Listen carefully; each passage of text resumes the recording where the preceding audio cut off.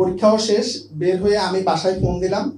আমার বাসা থেকে জানালো যে বাসায় আমার ছোট বোন ছিল, ও তখন ক্লাস 6-এ পড়তো, আর হলো একটা কাজের ছেলে ছিল। আমার আম্মা 1 সপ্তাহ আগে গ্রামের বাড়িতে গিয়েছিলেন। তো ওরা আমার ছোট বোন জানালো যে কয়েকজন জোয়ান, মুখে বাঁধা, আপনার লাল যে কাপড়টা বাঁধা, ওরা আব্বাকে কাঁধে করে আমাদের বাসার সামনে দিয়ে নিয়ে গেছেন। আমাদের বাসাটা ছিল হলো দরবার হলের পিছনে, SM কোয়ার্টারে। তো এখন ওকে বলছে যে MI রুমে নিয়ে যাচ্ছে, যে ওনার পায়ে গুলি লাগছে, ওকে আর বাসা থেকে বের হইতে দেয়নি।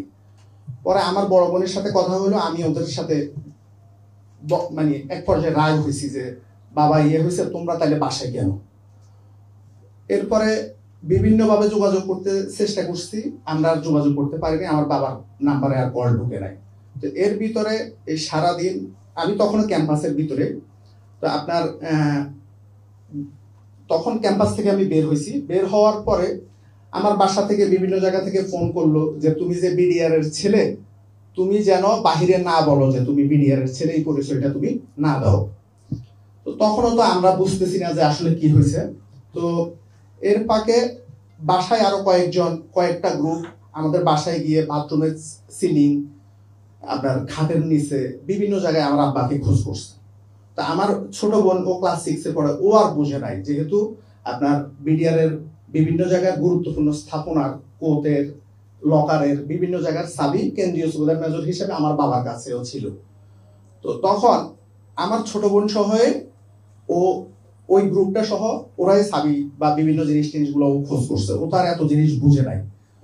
পরে বিকালে ধানমন্ডি লেকের দিকে ছিলাম, তখন সরকার 144 ধারা দিল। আমি একটু বিক্ষিপ্ত ভাবে বলছি, কারণ ওই দিনের ঘটনা তো হয়তো আপনারা মানে একটু বিরক্ত হতে পারেন। তো পরে আমি আমাদের বড় বোনের বাসায় যাই, এর ফাঁকে আমার মা বাড়ি থেকে রওনা করে।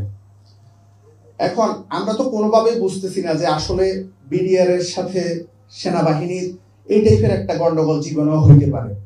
কারণ আমার বাবা ওই দিন দরবারের শেষে রাতে টাকটুসো হওয়ার কথা, আপনারা এখানে শহীদ পরিবারের সবাই জানেন। আমার বড় বোন তার বাচ্চা নিয়ে আসবে রাতে, তাহলে আমার বাবা যদি এই ঘটনাটা কোনোভাবে বিন্দুমাত্র আঁচ করতে পারতো, তাহলে আমাদের সন্তানদেরকে অবশ্যই, এখানে শুধু আমি না, আমাদের সকল শহীদদের ফ্যামিলি যারা আমরা, আমাদের কাউকে তো আমাদের বাসায় রাখতো না, যে যদি আমাদের বাবারা কোনোভাবে আঁচ করতে পারতো যে না এরকম একটা ঘটনা এখানে হবে, বা সৈনিকদের ভিতরে একটা বড় অসন্তোষ আছে, এখানে বড় টাইপের ম্যাসাকার হইতে পারে,